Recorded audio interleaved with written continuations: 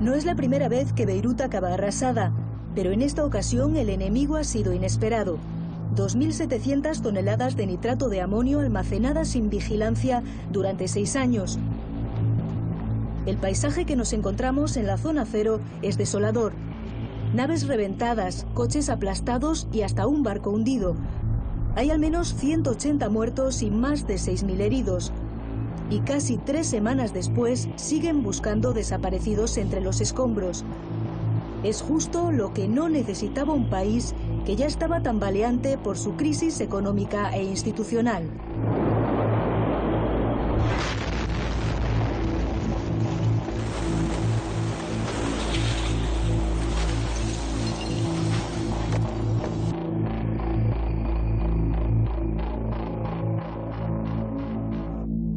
Las cámaras de seguridad del Hospital Universitario St. George recogieron el momento de la brutal explosión. Dentro, más de 400 personas, entre pacientes, trabajadores y visitantes.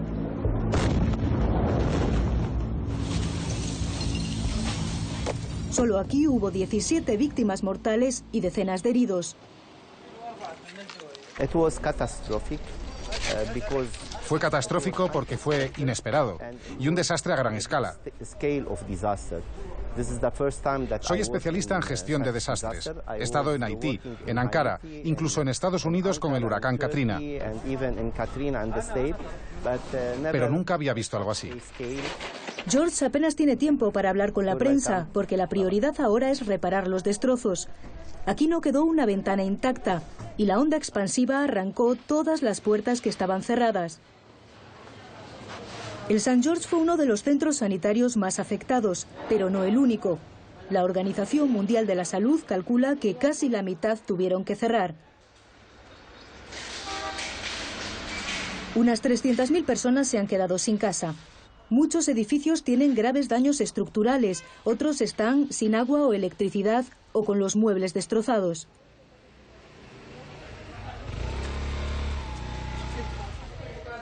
Lilian vive en el barrio de Karantina, muy cercano al puerto. Pocas casas aquí han aguantado la onda expansiva. La suya sigue en pie, pero es inhabitable. Ella acusa al gobierno de esta tragedia.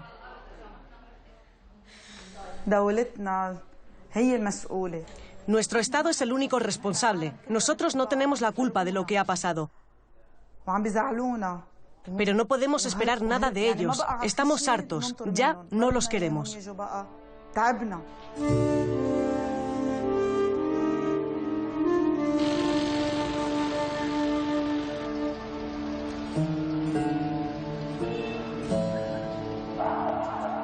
Los familiares de las víctimas ya han empezado a organizarse. No se fían de los jueces libaneses y piden una investigación internacional. Tienen claro que lo que pasó fue una masacre y un crimen contra la humanidad. La explosión ha demolido una ciudad entera. Le ha quitado la vida a niños, a civiles desarmados, a personas que paseaban por la calle, a los bomberos que fueron a apagar el fuego. Si un crimen semejante no se considera un crimen contra la humanidad, entonces, ¿qué es un crimen contra la humanidad?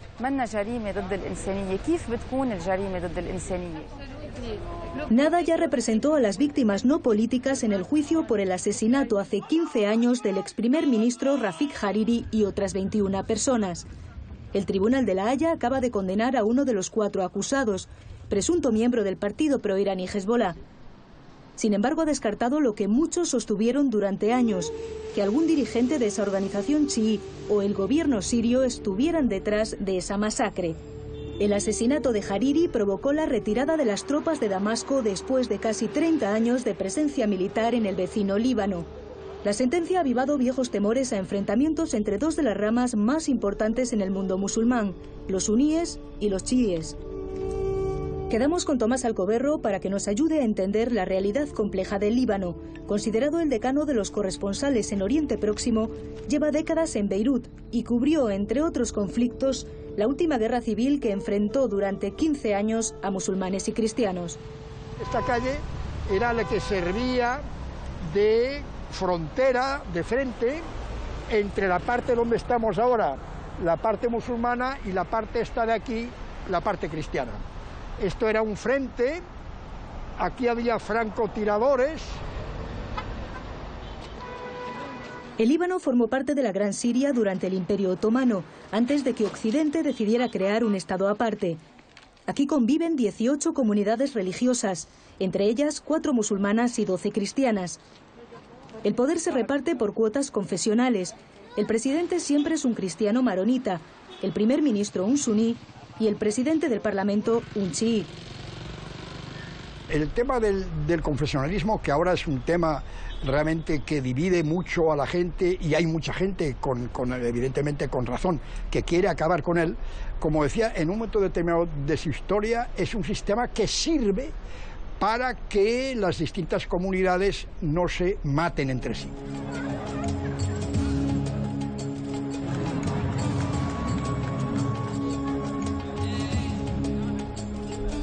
Bilal es uno de los líderes de lo que aquí llaman la Revolución de Octubre.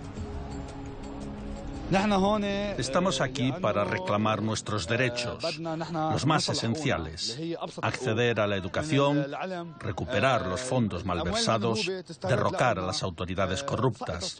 Y tenemos que hacerlo cuanto antes. No aguantamos más. El año pasado, miles de personas salieron a las calles para protestar contra las élites políticas. El detonante fue un intento para cobrar por usar las llamadas de voz de WhatsApp. Con la crisis del COVID, las protestas remitieron, pero las calles volvieron a arder tras la explosión en el puerto. Los manifestantes piden el fin de un régimen que consideran corrupto. Claro, estamos aquí sobre todo contra la corrupción. Son culpables todos los políticos, sin ninguna excepción, del más al menos importante. Culpables. Punto y final. No es como la primavera árabe, por ejemplo. Yo estuve en Egipto, perdón, y el objetivo era derribar a Mubarak. Muy bien, oye, pues ya está. Sí, pero aquí no es eso. Aquí no hay un Mubarak, no hay una persona. Aquí hay muchos Mubaraks, hay 18 Mubaraks que mandan en cada comunidad. Y en este sentido yo creo que esto no es fácil conseguirlo. Detrás de todo este malestar está la crisis económica. En lo que llevamos de año, la libra libanesa se ha devaluado un 80%. Los comerciantes nos cuentan que los salarios han bajado y los precios de los alimentos se han disparado. El precio de la bolsa de pan ha subido 500 libras. A nosotros nos la venden más cara y tenemos que venderla más cara también. Nos complican la vida incluso con el pan, lo más esencial para los libaneses. En los tiempos normales, un kilo de café costaba 17.500 libras. Luego el dólar subió y con él todos los precios. No solo el del café. Y al subir los precios, las ventas bajan. Y la explosión podría agravar esta crisis. La ONU está preocupada por el suministro de alimentos porque aquí lo importan casi todo. Y buena parte de esos productos llegaban por vía marítima. Las autoridades pensaron en utilizar otro puerto más pequeño, el de Trípoli, pero la idea se descartó por motivos sectarios. Se dijo que la gente de Trípoli no vería con buenos ojos que vinieran gente del puerto de Beirut, tanto los estibadores como los de los camiones y tal, que no fueran musulmanes sunitas. O sea, en este sentido, también el confesionalismo, desgraciadamente, está en todas partes. En pocos meses han caído 2 gobiernos, uno tras las protestas de octubre. Los que tomaron el relevo dimitieron en bloque unos días después de la explosión.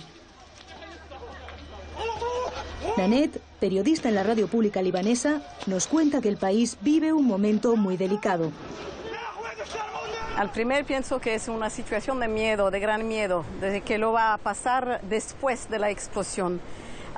Los libaneses tenían la crisis, el coronavirus y ahora la explosión que ha destruido la mitad de Beirut.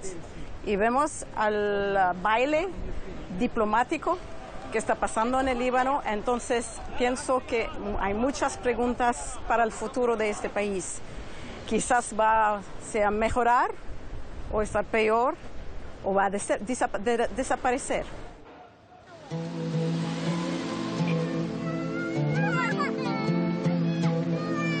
A el Líbano le llamaban la Suiza de Oriente Próximo por ser el país más abierto, diverso y occidentalizado de la región. Es también una tierra de acogida de los perseguidos. Con el 30% de su población extranjera, es el país con más refugiados per cápita del mundo. Los últimos en llegar, los sirios que huyen de la guerra. Muchos se alojan aquí en los campos de refugiados de Bekaa, como Wael, que llegó con su mujer y su hijo desde Homs. Sus otras 3 hijas ya nacieron en el Líbano. Al principio de la guerra, las fronteras libanesas estaban abiertas para nosotros. Cualquier persona podía entrar fácilmente, incluso sin visado. Los 2 pueblos, libanés y sirio, somos como una familia. Somos un pueblo y no 2. Porque la solidaridad suele ser de ida y vuelta. Los sirios también acogieron a muchos libaneses durante otra guerra, la de Hezbollah contra Israel en 2006. Son un pueblo acostumbrado a los conflictos, pero casi nadie consigue olvidar el día de la explosión. Y después la explosión, un ruido terrible, como nunca en 15 años de guerra entendí o oí. No puedo dormir sin oír la explosión y pienso que es el caso de mucha gente. Entre ellos, Seliana, la hija pequeña de Ahmad. La onda expansiva destrozó su casa y dejó a su padre y algunos de sus hermanos heridos. Después de la explosión, mi hija menor, que tiene 4 años, se creó una amiga imaginaria. Ahora me dice, mi amiga murió, pero en realidad no tenía esa amiga. Lo que pasa es que está muy traumatizada. UNICEF calcula que hay 100.000 menores afectados por la explosión y 120 escuelas dañadas. En este campamento improvisado en un parque, además de jugar, reciben apoyo psicológico. Y en el área de protección infantil estamos muy centrados en la reunificación familiar, en localizar a las familias de niños que puedan estar solos en este momento, en apoyo psicosocial. Esto en emergencias es un foco fundamental. ¿Por qué? Porque los niños han vivido un horror y no lo están pudiendo expresar, no lo están procesando. Beirut está en doble estado de emergencia, por el COVID, que está disparado, y por la explosión. El gobierno acaba de decretar un confinamiento casi total con toque de queda nocturno. Ha dado poderes especiales a los militares para actuar contra la libertad de expresión, de reunión y de prensa. También pueden detener a quien consideren una amenaza para la seguridad.